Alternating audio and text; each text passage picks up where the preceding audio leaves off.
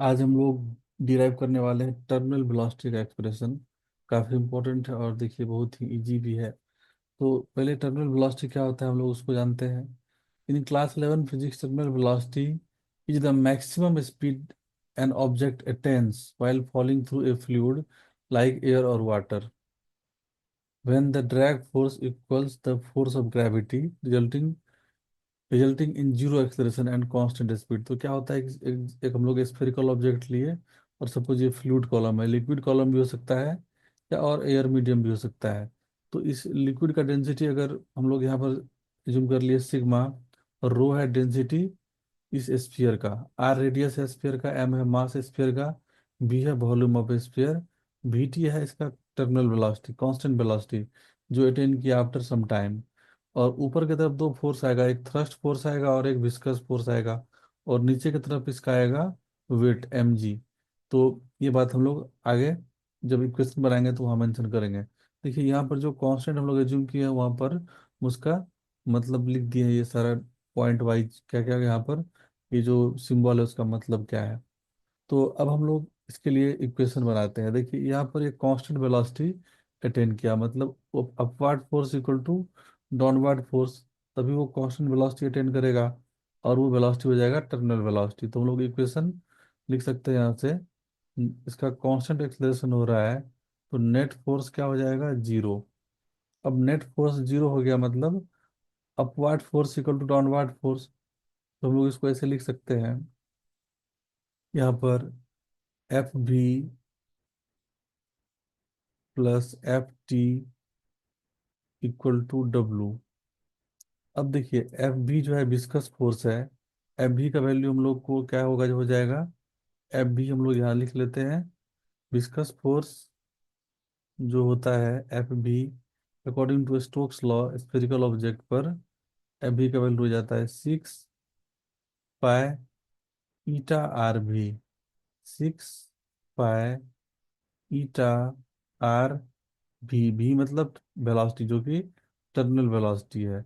और अब थ्रस्ट जो है एफ टी उसको बोलते हैं, वो जाता है वेट ऑफ लिक्विड डिस्प्लेस्ड।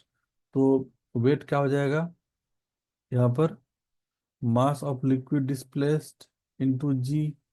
अब मास ऑफ लिक्विड कितना डिस्प्लेस करेगा ये, volume of liquid displaced into density of liquid. तो एफ टी को हम लोग यहाँ से लिखेंगे, मास होता है डेंसिटी इंटू वॉल्यूम। तो डेंसिटी लेना है लिक्विड का, यहाँ पर ये इंपॉर्टेंट बात है, याद रखना है। डेंसिटी किसका हम लोग लेंगे, लिक्विड का, क्योंकि मास ऑफ लिक्विड डिस्प्लेस हो रहा है। तो डेंसिटी इंटू वॉल्यूम, भी लिख दिए हम लोग यहाँ से, इंटू जी। अब हम लोग इसको यहाँ पुट कर लेते हैं और डब्लू का वैल्यू हो जाएगा यहाँ पर, डब्लू जो हम लोग का है वो एम जी हो जाएगा।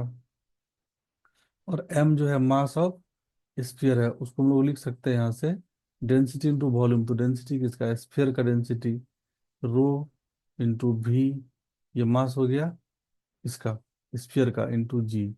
अब ये सारे वैल्यू को हम लोग इस इक्वेशन में पुट कर लेते हैं। एफ भी का वैल्यू पता कर लिए हम लोग यहाँ से, 6 पाई ईटा आर भी टी प्लस एफ टी का वैल्यू हम लोग को मिल गया है रो भी जी। एफ टी का वैल्यू सॉरी सिग्मा भी जी हम लोग को मिला है। एफ टी का वैल्यू हम लोग को मिला है सिग्मा इंटू भी इंटू जी। भी है वॉल्यूम इस स्फीयर का, इक्वल टू डब्लू, डब्लू का वैल्यू हम लोग यहाँ से रो इंटू भी इंटू जी।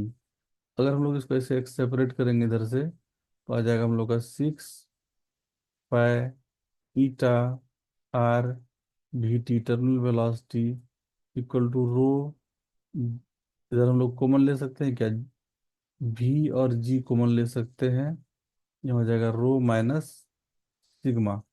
अब भी का वैल्यू हम लोग क्या पुट करेंगे, volume of sphere 4/3 pi R cube, तो ये हो जाएगा 6 पाई ईटा आर भी टी इंटरनल वेलोसिटी है। और ये हो जाएगा 4/3 पाई, इसका रेडियस आर है तो आर क्यूब इंटू जी। और ये हो जाएगा रो माइनस सिग्मा। तो आप इसको जब सिंप्लीफाई करेंगे पाई कैंसिल हो जाएगा इधर से, सारा फैक्टर जो भी कॉमन है इधर से कैंसिल करेंगे हम लोग। और हम लोग को फाइनली भी का एक्सप्रेशन आ जाएगा, भी टी का 2/9 ईटा r² जी इंटू रो माइनस सिग्मा। ये एक्सप्रेशन हम लोग को फाइनली मिलेगा। टर्मिनल वेलोसिटी का आप देख सकते हैं। तो ये फॉर्मूला है, एक्सप्रेशन है टर्मिनल वेलोसिटी का, 2/9 इंटू ईटा, ऊपर में है r² जी इंटू रो माइनस सिग्मा। अब इसका हम लोग को ग्राफ भी ड्रॉ करना होता है कभी कभी। तो देखिए, एक हम छोटा सा यहाँ पर ग्राफ ड्रॉ करके समझा रहे हैं, टर्मिनल वेलोसिटी टाइम के साथ किस तरह से वेरी करेगा। तो इनिशियली सपोज फ्लूइड में जब इस स्फीयर को रिलीज किया गया था, तो ईटा यहाँ पर याद रखिए कोफिशिएंट ऑफ विस्कोसिटी है। ईटा क्या होता है? कोफिशिएंट ऑफ विस्कोसिटी यहाँ पर इस फ्लूइड का। अब देखिए, इधर हम लोग टर्मिनल वेलोसिटी लेंगे वाई एक्सिस पर, उधर एक्स एक्सिस पर टाइम लेंगे। तो इनिशियली ये रेस्ट से रिलीज किया गया था, तो इसका स्पीड 0 होगा। आफ्टर सम टाइम ये मैक्सिमम वेलोसिटी अटेन कर लेगा, जो हो जाएगा टर्मिनल वेलोसिटी। इधर भी टी नहीं, हम लोग इधर बेहतर होगा भी लिख देते हैं।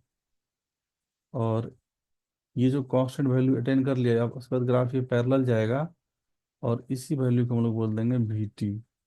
तो मैक्सिमम वैल्यू भी टी और मिनिमम वैल्यू 0, जब वो रेस्ट से रिलीज किया गया था। तो ये था all about expression of terminal velocity, there concept and the graph. I hope ये सबको समझ में आया होगा। मेन है यहाँ पर ये इक्वेशन बनाना, नेट फोर्स 0 क्योंकि एक्सीलरेशन 0 है। तो हम लोग बहुत सारा डेरिवेशन और भी अपलोड किए हैं, तो स्पेशल प्लेलिस्ट है एक क्लास 11 का डेरिवेशन का। आप उसमें जाएंगे तो बहुत सारा डेरिवेशन आपको वहाँ पर मिलेगा, तो आप वहाँ से डेरिवेशन प्रैक्टिस कर सकते हैं। और आगे भी हम अपलोड करते रहेंगे डेरिवेशन फिजिक्स का, और मैथमेटिक्स का भी बहुत सारा कॉन्सेप्ट यहाँ पर अपलोड होते रहेगा। तो मिलते हैं फिर नेक्स्ट वीडियो में।